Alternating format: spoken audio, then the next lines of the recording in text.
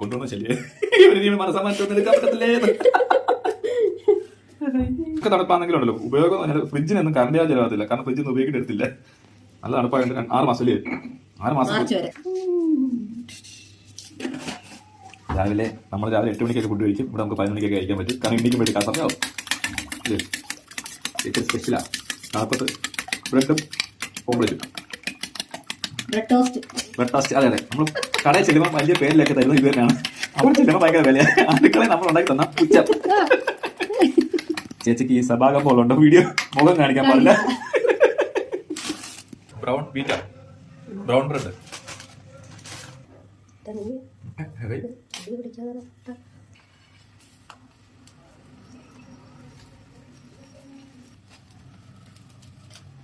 കറക്കി തേക്കുവാ.